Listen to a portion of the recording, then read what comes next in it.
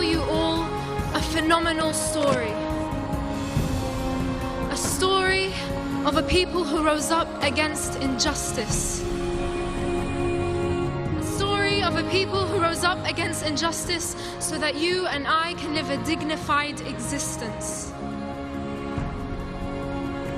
This is the story of Rabia.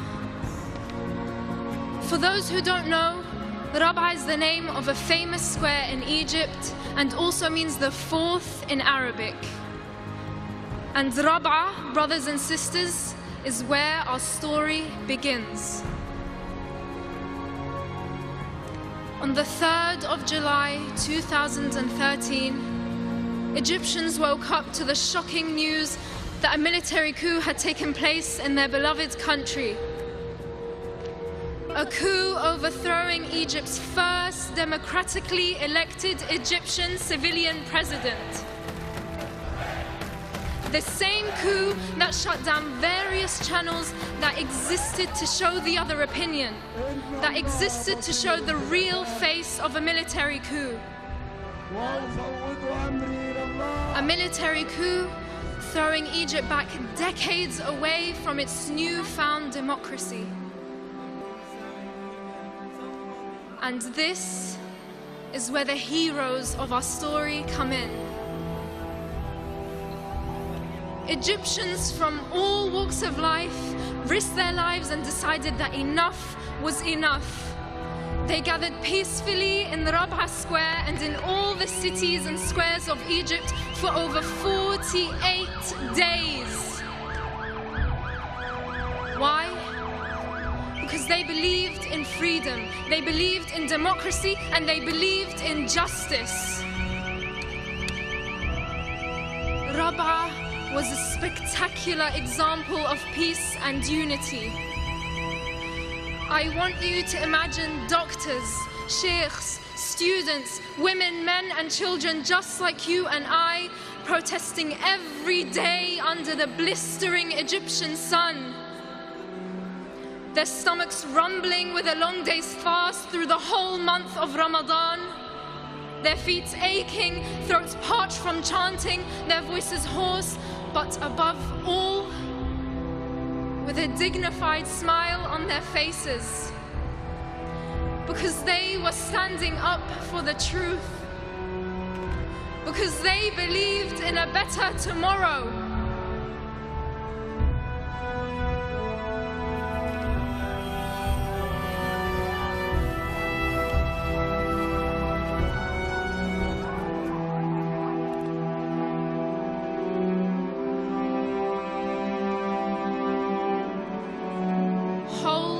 That thought into your mind.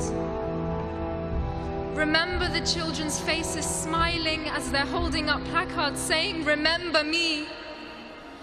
Remember the scenes of the protesters praying all night and chanting all morning. Keep that image of Rabia in your minds as I move you on to another fateful date.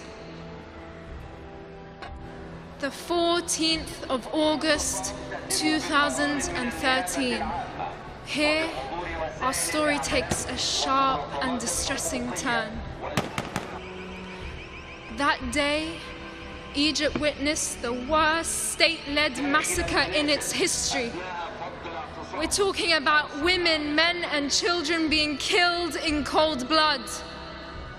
We're talking about over 2,600 people being killed for no charge and no crime, except that they dared come out and call for freedom and democracy in their own country. It was a day that marked the complete massacre and annihilation of any form of freedom and democracy in Egypt and any of its supporters.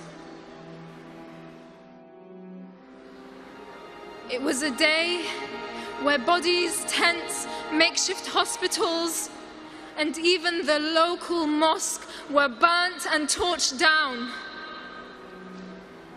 It was a day where bulldozers closed off exits of Rabaa and all the cities and squares of Egypt. It was a day where the military forces and the police fired tear gas and live bullets into the crowd, not sparing anyone, young or old, woman or man.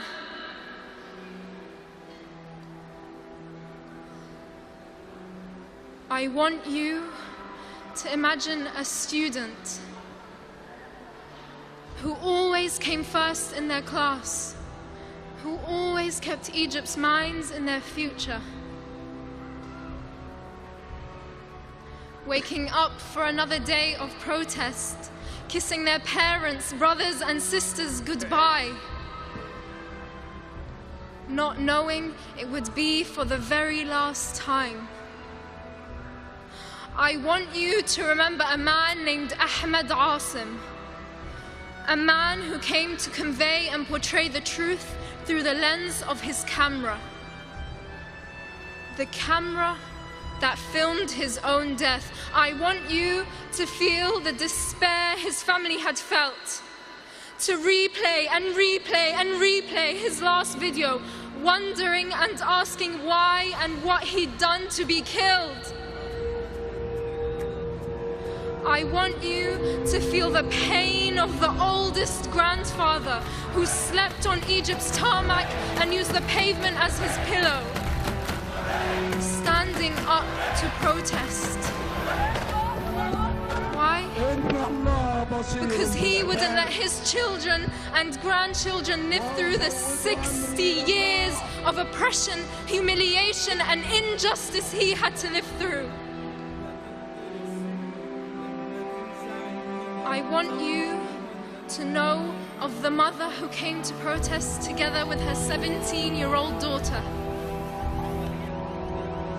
That day, she only left with her daughter's body. She was shot not once, not twice, but 3 times. These are not just numbers. We are not just numbers.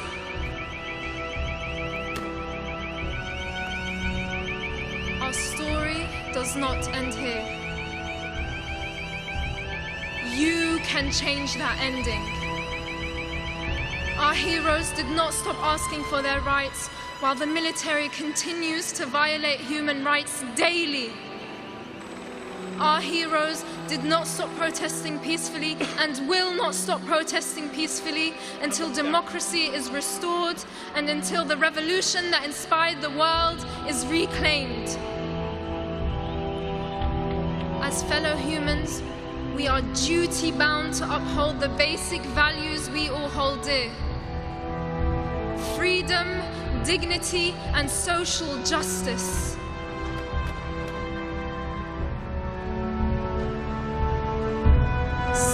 I urge you to write to your local MPs, attend demonstrations, and raise awareness in your schools and universities. Speaking out for truth and justice is not a choice. It is an obligation and a responsibility amongst each and every one of us. Because today here at GPU and the rest of the world, we are all Rabaa. Thank you.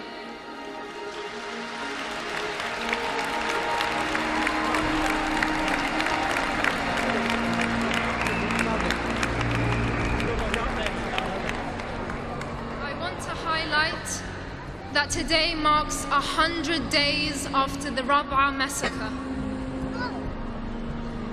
This symbol is the symbol of perseverance. It is the symbol of resistance. It is the symbol of hope. As GPU, can we all please raise our Rabaa signs for the cameras and for the world to know that we stand in solidarity with Egyptians. Thank you.